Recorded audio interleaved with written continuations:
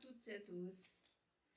Donc c'est les messagères. Oui, Claire et Pauline. Voilà, nous revenons pour une nouvelle vidéo, donc la vidéo mensuelle des messagères. Et cette fois-ci, on va vous parler des contreparties divines. Ou peut-être qu'il y en a qui connaissent plutôt sur le terme de âme jumelle. Mais nous, on préfère le terme contrepartie divine. Donc on va faire un petit peu le tour avec vous, de savoir, le temps que vous connectiez un petit peu là, de savoir qu'est-ce que c'est, qu'est-ce que ça veut dire, comment les reconnaître, quels sont les symptômes quand on les croise, quel est le but aussi, est-ce que toutes les contreparties divines sont incarnées et ainsi de suite. Et bien sûr, on compte aussi sur vos questions à vous. Coucou Cassandre, coucou, je vois Sandrine, Gaëlle, Steve, l'équipe est là, la team. C'est ça. Les fameuses âmes jumelles, oui, tout à fait.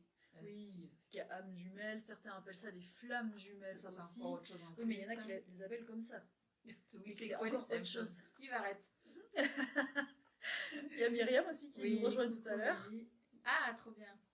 Oui, surprise. On va voir l'ancienne équipe ce soir en soirée réseau. Tout à fait. Donc j'espère que vous aussi de votre côté vous avez posé des questions. Andrea, coucou. Je vois qu'il y a Sabrina aussi. Et Samantha. Donc tu veux commencer peut-être, coucou Béa, ou on attend encore un petit peu, je vois les gens qui arrivent, Lisa. Est-ce que tu veux un petit peu commencer à expliquer ce que c'est ou... Oui, même expliquer comment nous on est venu peut-être à se poser la question. C'était il y a maintenant quand même quelques années, ça fait un petit moment. Voilà, et en fait quand on a démarré avec Claire et qu'on a commencé, je veux dire vraiment à travailler ensemble, parce que ça fait très longtemps qu'on se connaît maintenant, beaucoup de gens nous parlaient de ce phénomène d'âme, flamme jumelle. Alors contrepartie, nous c'est le nom qu'on a choisi d'utiliser, et c'est vrai que c'est quelque chose qui revenait beaucoup, parce que beaucoup d'entre vous vivent en fait des liens d'âme dans cette incarnation qui sont très difficiles à vivre, et du coup, je sais que vous vous demandez du coup... Pardon, je suis un peu perturbée Steve, dans ma tête. Je suis en train de... Voilà. Et avec toutes ces questions de liens d'âme, nous avions déjà fait une vidéo très courte dessus, un sujet dessus, où on avait parlé aussi des liens karmiques, des liens liés aux vies antérieures, et des liens aussi avec les protégés, ce dont nous reparlerons à la fin de cette vidéo. Oui, parce qu'on fera peut-être même une vidéo spécifique là-dessus.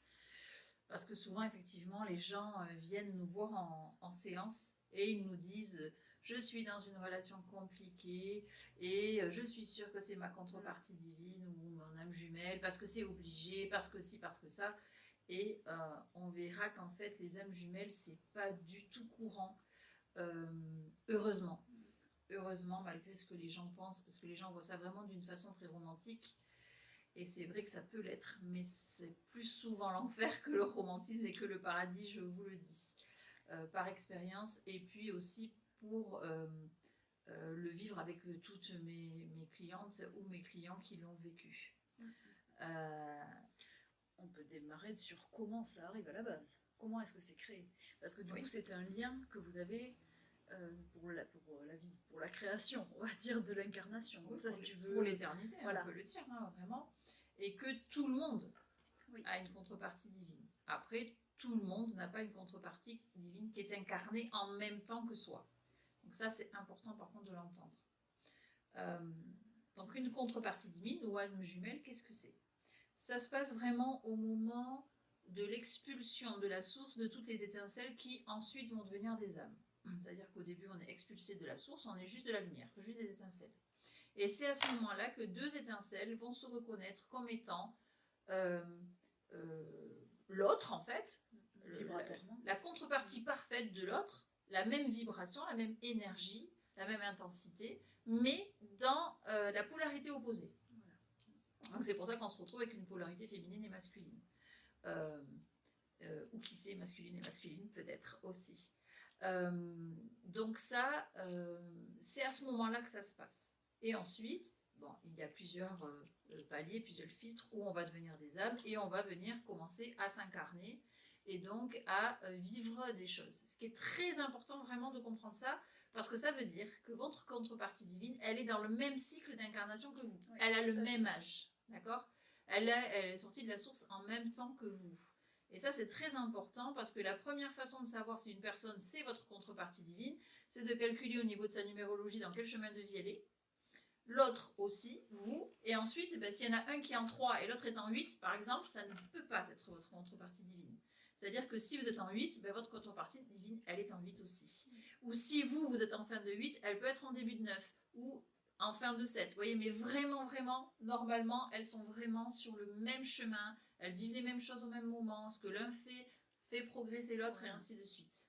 C'est ça qui est intéressant, c'est pour ça qu'on partage le même chemin d'incarnation, parce qu'on évolue ensemble, et même si les deux ne sont pas incarnés, en fait la partie qui est incarnée travaille aussi pour l'autre qui n'est pas encore incarné, pour son évolution, pour lui permettre de transcender, de guérir certaines choses, et il arrive parfois que les deux soient incarnés pour du coup aussi transcender d'autres choses dans la matière, mais ce qui peut être très difficile si les deux ne sont pas prêts, car il faut quand même un éveil spirituel pour que la rencontre puisse se faire, on va dire, d'une bonne manière.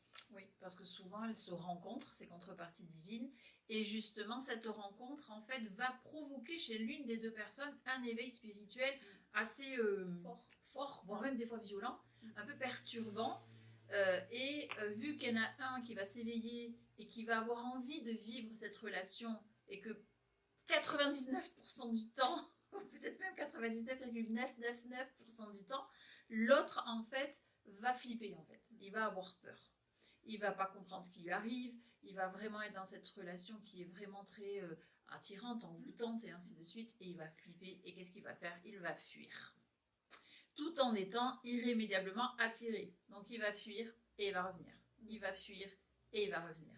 C'est pour ça que dans les livres qu'on lisait, et puis plein de gens nous le disent, alors moi au début je comprenais pas quand les gens me disaient je l'ai rencontré, et lui c'est le runner. Je me dis c'est celui qui court, et en fait c'est celui qui fuit, parce qu'il n'est pas prêt à vivre la relation, mais certains y arrivent. Moi j'ai connu 2 maîtres, 2 11, qui étaient mariés, qui ont eu des enfants, et on m'a dit qu'ils étaient contrepartis.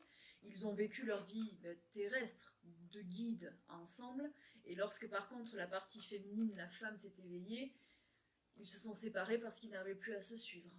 Et oui, c'est vraiment...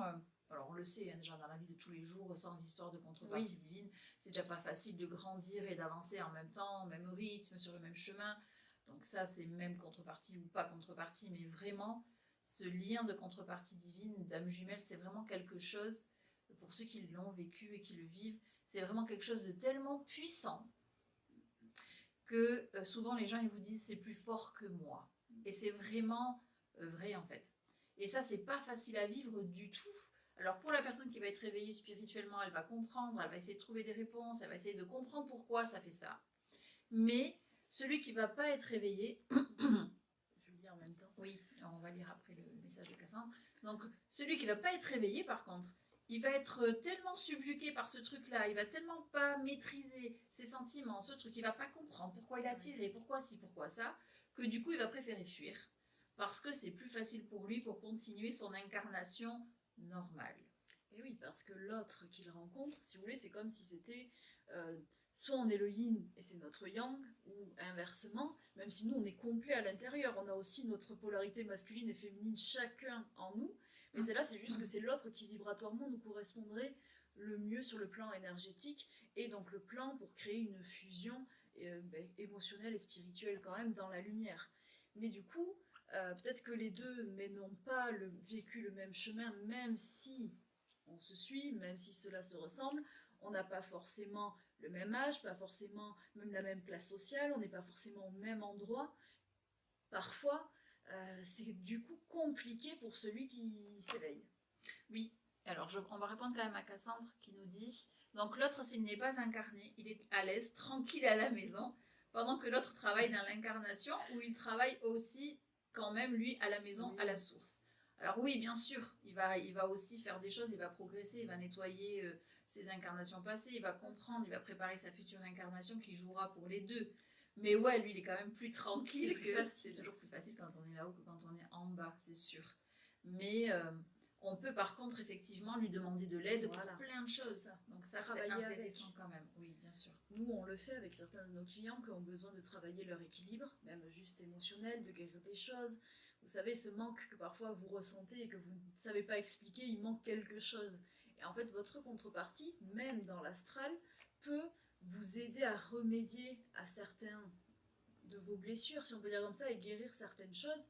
Et nous, je sais qu'avec nos clients, on les connecte parfois avec leur contrepartie, on leur apprend à fusionner dans l'astral pour qu'ils puissent se construire plus entièrement sur Terre. Parce que c'est pas facile. Qu'ils trouvent un équilibre. Voilà. Et c'est aussi très... Alors, c'est important aussi parce que la personne, elle va plus jamais se sentir seule, en fait. Oui, c'est ça. C'est que quand vous êtes capable de fusionner, du coup, avec votre contrepartie divine, il y a ce côté où je suis plus jamais seule, parce que j'ai une moitié. En même temps, des fois, c'est le contraire, ça peut provoquer un sentiment de solitude, parce qu'effectivement, ce sentiment que l'on a quand on est connecté avec sa contrepartie divine, on est tellement bien, on est tellement entier et complet que quand il faut revenir ici dans l'incarnation sans, c'est un petit peu plus compliqué. Et puis on peut aussi se perdre et chercher et croire que l'amour que l'on peut trouver sur Terre, c'est le même. Et ça aussi, c'est dur, parce que quand vous rencontrez votre contrepartie, comme tu disais, même dans l'astral, c'est tellement fort, c'est tellement grand, c'est tellement beau, qu'on se dit que ça peut pas être comme ça sur Terre. Et c'est ça aussi qui est dur. Et oui, c'est pour ça que c'est compliqué. Et donc oui, Cassandre, on a tous et toutes une âme jumelle. Tous. Les maîtres, les métanovas, c'est obligé. Voilà. En fait, c'est comme ça. Donc comment reconnaître sa contrepartie divine? Alors, c'est compliqué. C'est compliqué. Non, la reconnaître, c'est pas compliqué, c'est après. Parce qu'il faut savoir que bien sûr, des fois, on rencontre sa contrepartie divine et, par exemple, il a 20 ans de plus ou 20 ans de moins que vous. Ou 10. Ou il est déjà en couple. Ou il est déjà dans une autre histoire. Ou, bref, c'est rarement simple et évident. On va dire comme ça. Oui, les métanovas ont une âme jumelle. Tout le monde. Tout le monde. Donc, la reconnaître, c'est qu'en fait, vous allez vous retrouver face à quelqu'un que vous avez l'impression de connaître depuis tout le monde, tout le temps. Ça, c'est une première chose. C'est comme une évidence, en fait. C'est que quand vous êtes avec cette personne, c'est une évidence, il n'y a plus rien d'autre qui existe. Et quand je dis rien, c'est rien. Croyez-moi, c'est vraiment rien. C'est-à-dire que même si vous avez des enfants, vous êtes capable de les planter là ou de les faire garder au dernier moment pour passer 5 minutes avec votre contrepartie, parce qu'il y a vraiment comme un appel de votre âme qui est vraiment en mode fusion tout le temps, en fait. Vous avez tout le temps envie de fusionner avec cette personne-là. Quand c'est en astral, ça va. Quand c'est dans le physique, vous savez très bien comment c'est de fusionner avec quelqu'un dans le physique. Ça va passer vraiment par le côté physique des corps. Et donc, ça crée des addictions, ça fait vraiment... C'est très difficile parce que c'est comme si la fusion, en fait, la rencontre est plus importante que tout ce qui a pu être important pour vous à ce jour. Et comme tu dis, c'est une évidence, mais parfois ça peut mettre un peu plus de temps parce qu'on l'avait demandé. Moi, je l'ai rencontré il n'y a pas si longtemps avec une de mes clientes et qui a vu sa contrepartie et qui n'a peut-être pas ressenti cette évidence, même si elle le sait, parce que les deux n'étaient pas prêtes non plus à vivre cet éveil. Donc parfois ça peut prendre un peu de temps, mais c'est sûr qu'à un moment donné, c'est pas naturel, en fait. C'est pas normal, c'est un lien qui devrait pas. On comprend pas. En fait, on dit mais d'habitude je suis pas comme ça. Oui, voilà, c'est ça. J'ai du caractère, j'ai machin, et là je subis des trucs et j'encaisse et j'accepte des choses que je n'accepte pas d'habitude. C'est vraiment c'est pas du tout kiffant du tout. Non. Ça peut nous faire comme on disait, on en parlait les deux tout à l'heure quand on faisait la connexion pour préparer la vidéo, ça peut nous faire perdre ce que l'on croit être nous aussi, parce qu'on se connaît, on a nos convictions, nos principes, notre vision des choses, et là en fait de rencontrer cette personne peut faire remettre tout en question, et ça c'est très dur aussi à vivre au point de vue humain, mais c'est ce qui permet l'évolution dans tous les cas, mais c'est difficile sur le moment de pouvoir le vivre. Alors, oui, je réponds à ta question. Tu sais à qui je parle? Oui, c'est bien ça. Alors, Isa dit la limite est proche avec une personne toxique. Alors, c'est pas dans le même sens. C'est pas comme ça. Voilà. Mais effectivement, ça peut faire aussi mal que ça. Cassandre, vous dites qu'il peut avoir 10 ans et au début, vous avez dit que la jumelle a le même âge. Alors, le même âge de l'âme, ma belle. C'est-à-dire que même cycle d'incarnation, mais dans cette incarnation-là, elle peut avoir effectivement pas mal d'écarts. Alors attends, parce que j'arrive pas à aller... Voilà, c'est le chemin de vie. C'est-à-dire que, par exemple, la contrepartie de Pauline peut avoir 15 ans de plus qu'elle, mais par contre, ils vont être tous les deux sur le même chemin de vie, quand tu calcules. Toi, tu es une méta, donc c'est plus compliqué, Cassandra. Parce que vu que ton numéro de chemin de vie n'est pas forcément en rapport avec ton truc d'incarnation, c'est peut-être que comme les métanovas ont quand même ce numéro d'identification qui donne leur cycle d'incarnation, est-ce que leur contrepartie est forcément dans le même cycle d'incarnation en tant que métanova, mais peut-être pas, vu que c'est des missions ponctuelles qu'ils appliquent. Donc je pense pas non plus. Mais c'est pour ça que c'est bien. C'est un lien d'âme là. Oui, c'est intéressant. Ouais.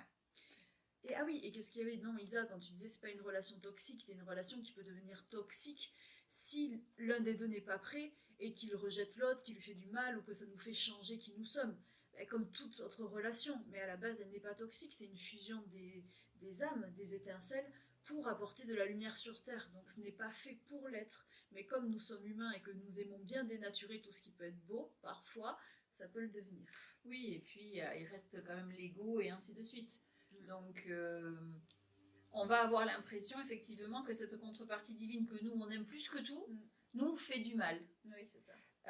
Alors que quand on est vraiment dans ce lien de contrepartie divine-là, on veut que l'autre soit heureux même si c'est sans nous. Vous voyez? Donc ça, c'est la personne qui va être éveillée. Elle va dire, bah, écoute, si c'est sans moi que tu dois être heureux, va être heureux, vas-y. Si la personne qui, elle, n'est pas éveillée, en fait, elle va penser à elle, en fait. Elle va dire, non, mais ça, c'est trop pour moi, je peux pas. Si je fais ça, il n'y a plus rien d'autre qui compte. S'il n'y a plus rien d'autre qui compte, alors ça veut dire quoi? Que je vais changer de travail, que je vais plus faire ça, que je vais plus accomplir, que je vais plus gagner mon argent, et ainsi de suite. Donc, c'est là où on va vraiment voir la différence entre celle qui va s'éveiller et celle qui va courir. C'est pas forcément la femme qui va s'éveiller, ça peut être l'inverse, faut le savoir. Hein. Et puis c'est vraiment, moi j'ai déjà eu le cas avec un client, c'est lui qui veut et sa contrepartie femme du coup qui ne veut pas. Et puis je sais que dans leur cas c'est parce qu'elle a très peur en fait, parce qu'il y a beaucoup de choses qu'elle va devoir changer, beaucoup de peur qu'elle va devoir laisser tomber.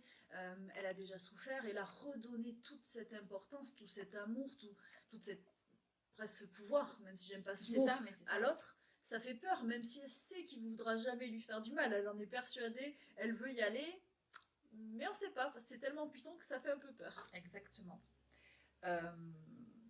Donc, il faut quand même parler du but, à quoi ça sert, parce que ça sert forcément à quelque chose.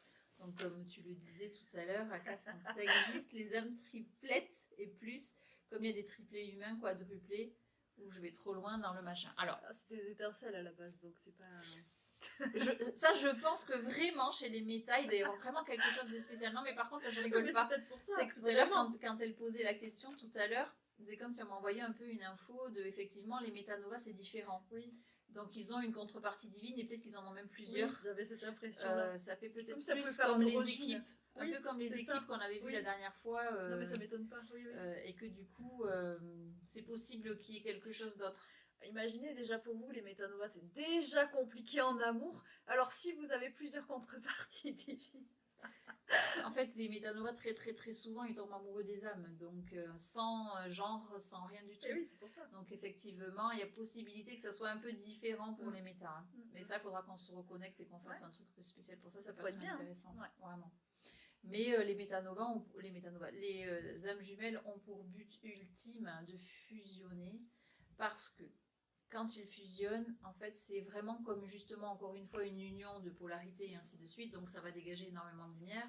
D'autant que, comme on l'a dit, c'est tellement difficile pour dépasser tout ce qui va être mis sur le chemin pour pas que ça marche, entre guillemets, que quand ils arrivent, ces deux personnes arrivent à transcender toutes ces difficultés, à accepter tout ça, les peurs, les angoisses, le qu'en dira-t-on, parce que je vous le dis, comme souvent il y a des choses qui font comme ça, que quand ils arrivent en fait à fusionner malgré toutes les embûches, ça va déclencher et ça va faire tellement de lumière que effectivement ça va nourrir la source, ça va faire quelque chose d'énorme et on le sent bien hein, d'ailleurs quand on est avec sa contrepartie divine.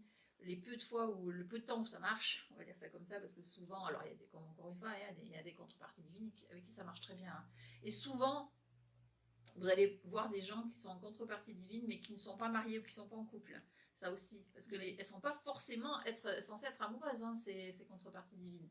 C'est juste que comme on est dans la matière, ben, ça a tendance à, et puis, à déraper comme ça, on va dire. Et puis même pas forcément du même sexe, parce que vous savez qu'on s'incarne pour apprendre, c'est un apprentissage. Donc si dans cette vie vous êtes la polarité féminine, mais que vous devez vous incarner dans un homme, ben, vous n'aurez pas le même sexe. Imaginez ça aussi, ça peut biaiser beaucoup de relations et c'est compliqué à accepter pour l'autre.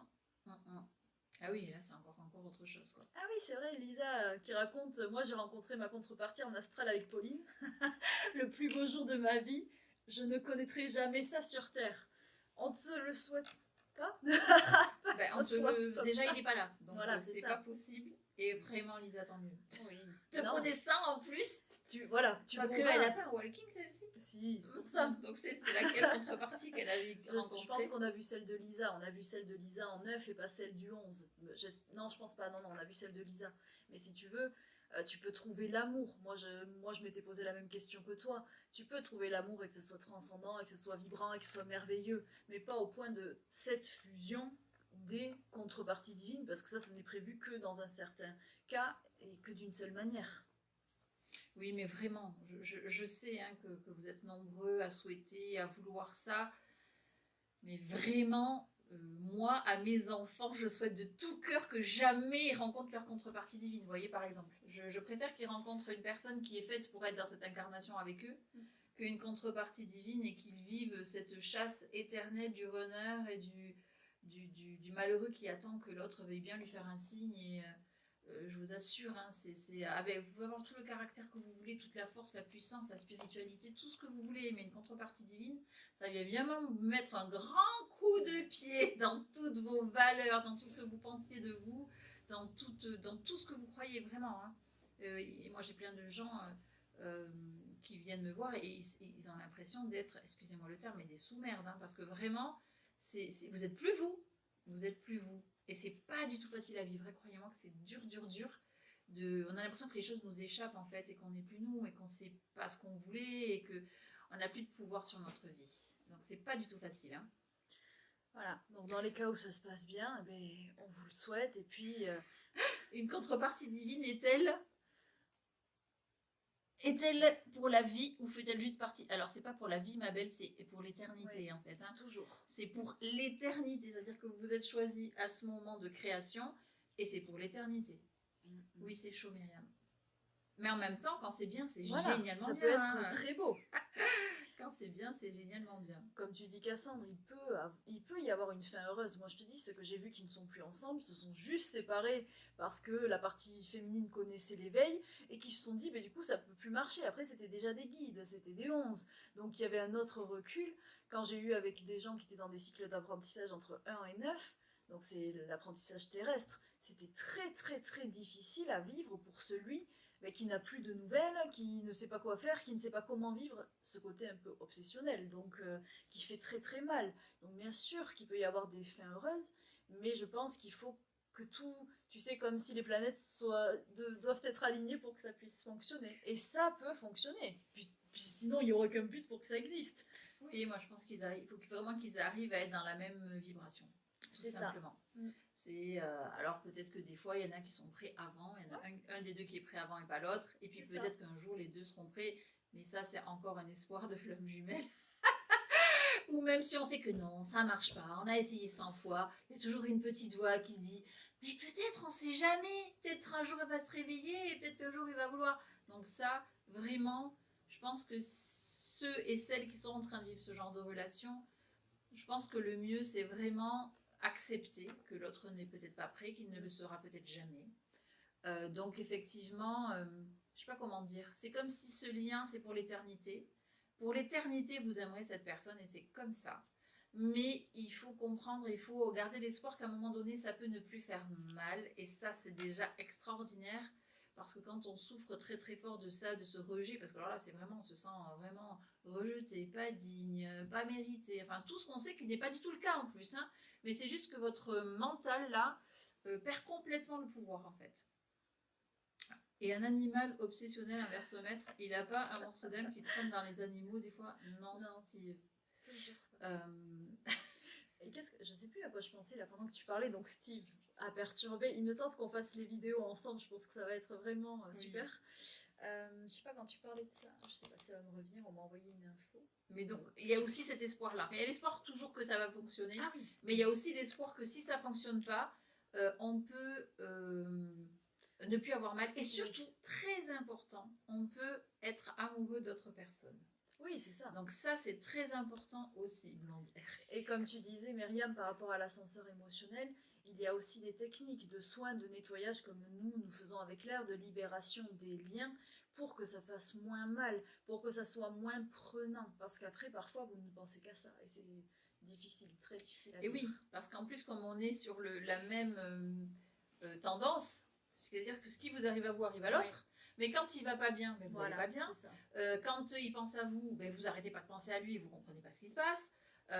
Parce que même sans savoir que vous avez une contrepartie, ça agit en fait. Mais le pire, c'est quand vous avez eu vraiment déjà la rencontre et la fusion. Donc si vous pressentez qu'une personne est votre contrepartie divine, je sais que tout vos corps, toute votre âme va vous dire d'y aller, et moi je vais vous dire d'y aller pas. Parce que si vous mettez le doigt dans l'engrenage, après c'est très très difficile. Une fois, ça n'existe pas. Hein. Si vous y allez une fois, vous êtes mort. Hein. Vraiment, il faut vraiment avoir conscience de ça. Sauf si, évidemment, l'autre est aussi éveillé. Et encore, il y a quand même un risque. Mais vraiment, il n'y a pas non plus, je vous dis, c'est pas une fatalité. C'est que même si vous avez une contrepartie divine avec qui ça ne marche pas, ça ne vous empêchera jamais de laisser entrer d'autres personnes dans votre vie, d'aimer profondément une autre personne et de faire votre vie avec quelqu'un d'autre. C'est juste que cette personne, elle sera toujours présente quelque part dans un petit coin de votre âme et de votre tête. Et puis, elle vous aidera à guérir de toute façon certaines choses. Moi, quand ça a été le cas, j'ai bien compris que du coup, des choses que je pensais avoir réglées ne l'étaient pas, puisque cette personne vivait la même chose et que ça me faisait un écho à l'intérieur, comme un effet miroir. Et donc, ce que je pensais avoir réglé, du coup, ne l'était pas. Et donc, c'est encore ce qui permet une autre évolution, une autre avancée, un autre chemin dans tous les cas, même si ça ne peut pas se faire. C'est important pour l'évolution que vous, ça vous donne. Et du coup, on va faire peut-être une vidéo aussi, si cela vous convient, bien sûr, si ça vous intéresse, sur les autres liens d'âme, même si c'est un petit peu moins long, pour voir à peu près tous ceux qui existent. Parce qu'il y a tellement de liens d'âme que parfois vous pouvez croire avoir rencontré cette contrepartie divine, mais que du coup ça ne l'est pas. Vous savez qu'il y a toutes ces histoires de karma, de vie antérieure, de choses que vous devez régler avec des personnes que vous croisez à chaque vie parce que ce n'est pas réglé, c'est pas rendu. Mais il y a aussi les histoires de guides et de protégés. Et ça aussi, c'est très très très compliqué à gérer quand on le vit. Et c'est pareil, c'est un lien étrange. Oui, c'est peut-être même celui qui ressemble le plus. Oui, voilà, c'est ça. Ça fait vraiment... On veut protéger l'autre. Mais la différence, c'est qu'il y en a un qui est le guide et l'autre qui est le protégé. Donc, il n'y a pas la même... Déjà, c'est pas sur le même niveau, on va dire. Oui, ça c'est comme ça qu'on va reconnaître. Voilà. Mais pour la personne qui est le guide, lui, il va avoir l'impression qu'il est vraiment dans une relation d'âme jumelle. Et pour cause, c'est que de toute façon, il est le guide depuis la création de se protéger aussi. Donc, il a vécu toutes ses vies antérieures avec lui, il a toujours été là, il y a un lien qui est très très fort et très puissant, qui est aussi éternel, de toute façon aussi. Donc oui, ça aussi, des fois, ça peut faire croire, quand c'est un guide, ça peut faire croire que c'est une contrepartie divine, et ça, on le sait que par la numérologie. Parce que si vous êtes un 33 et que l'autre, il est en 3 ou en 6 ou en 9 même, bah, ça peut pas être votre contrepartie divine. Mais ça peut être un protégé, et ça peut faire autant de ravages, des fois. Oui, le protégé, il rentre dans votre vie et vous comprenez pas pourquoi, il faut le protéger, il faut être là, il faut tout faire pour veiller sur lui. Et ça aussi, ça peut être compliqué. Après, c'est suivant aussi, toujours pareil, les dosages, on va dire, d'éveil. Parce que si mes protégés m'écoutent, ils vont se dire, bon, voilà. Mais ça dépend de qui vous êtes et à quel moment ça arrive et de la rencontre. C'est toujours pareil. Oui, et puis ça dépend aussi si on Lisa. Tant que c'est pas un maître site, ça va. Oui, c'est ça. Non, je suis un bon guide. Lisa l'a dit, que j'étais son Jedi, que je suis un très bon guide. Oui, mais c'est Lisa, alors... Bisous.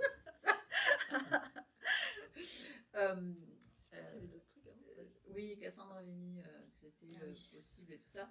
Mais oui, effectivement, ces liens-là, oui. C'est pour ça que toujours je dis en rigolant, on ne couche pas avec son protégé, mais des fois on s'en rend compte quand c'est trop tard. C'est ça. Ça aussi, c'est interdit. Et oui, mais c'est pas que c'est interdit, c'est que ça fausse en fait le lien. C'est qu'après, on tombe amoureux, alors qu'à la fête, on était juste là pour aider, et on tombe amoureux, et alors après, c'est pareil. On va se mettre à fond, on va tout donner, on va dire gna gna, on va s'effacer. Bon, jusqu'au jour où. Mais ça peut faire croire aussi à autre chose. Mais encore une fois, des fois, on sait pas, et puis c'est après, quoi. Hein. Et là, c'est trop tard. Il faut attendre que ça passe. Donc voilà, je ne sais pas si vous avez d'autres questions, ou si Pauline, tu veux rajouter des choses. Bon, bien sûr, on pourrait... en parler des heures et des heures et des heures. Hein. Il y a vraiment beaucoup de choses faire des témoignages avec tous ceux qui l'ont vécu. Beaucoup de choses à dire et à vivre parce que faut juste retenir qu'on peut s'en sortir. On peut être amoureux d'autres personnes, on peut être heureux et on peut surtout vivre ça sans que ça fasse mal au bout d'un moment, même si pendant ça fait très mal. Donc oui, bien sûr que tous ces liens-là, de toute façon, d'âme sont énergivores, puisque même quand c'est des liens de protégés, mais ça on reviendra dessus, on ressent aussi quand son protégé ne va pas bien. Bien sûr que si on est occupé, des fois ça dépend, comme je vous dis, l'éveil, ce qu'on est en train de vivre aussi, mais le protégé peut nous appeler, on peut le ressentir, il peut se passer beaucoup de choses, et c'est pas facile. Mais si ces liens existent, c'est que comme disait Claire, je crois, on est censé pouvoir le vivre, hein, et pouvoir le supporter, et voilà. Être heureux. Bah, les guides, c'est sûr. Après, les contreparties divines, de toute façon, encore une fois, on a toujours le choix. Hein. Toujours. Ne pensez jamais, c'est plus fort que nous, oui, mais on peut dire stop. Et oui, ça demande du travail, par contre, et ça demande du temps et de la conviction, on va dire ça. C'est ça. Prise être de décision. Déterminé. Oui, voilà, c'est sûr que si à chaque fois que l'autre il vous dit stop, il vous met un stop et il vous prévient pas en général, hein, vous n'avez plus de nouvelles du jour au lendemain, vous savez pas pourquoi, et puis ça peut durer, on sait pas combien de temps non plus, et puis un jour salut ça va, comme si c'était rien passé, et là où vous vous dites, mais alors là mon gars quand il va revenir, eh ben vous êtes une fiotte, et vous laissez faire, et ainsi de suite. Et puis un jour, on sait pas pourquoi ce jour-là, vous arrivez à dire, bon mais maintenant c'est fini en fait, stop, c'est stop. Et quand cette personne revient, ben c'est stop. Et là, lui, il comprend pas par contre, hein, parce qu'il n'est pas habitué à ce qu'on dit stop. Quand c'est pas nous le runner, il comprend pas quand on lui met un stop. Et ça peut prendre beaucoup de temps ou pas, hein, ça dépend vraiment des gens. Mais effectivement, quand on a réussi à faire ça, c'est le début de la guérison, je pense. De plus être en recherche de ça, en plus être en recherche de voir l'autre, d'avoir des nouvelles, voilà, ça prend du temps. Et après, on se sent quand même libéré, hein, même si c'est toujours là. Mais il y a plus d'emprise, en fait, vraiment. Bon, on va peut-être devoir vous laisser quand même, parce que ça va être l'heure de la soirée ésotérique au cabinet, et qu'il faut qu'on finisse de tout préparer pour vous recevoir. Et qu'on soit à l'heure. Voilà, pour une fois, ça serait bien. Donc, en tout cas, voilà, vous savez, c'est toujours pareil. Si vous avez vraiment des questions, des trucs super importants, vous n'hésitez pas, vous nous envoyez en MP, c'est mieux qu'en commentaire, même si vous pouvez continuer à commenter la vidéo, mais on ne reçoit pas de notification. Donc parfois on peut ne pas pouvoir vous répondre.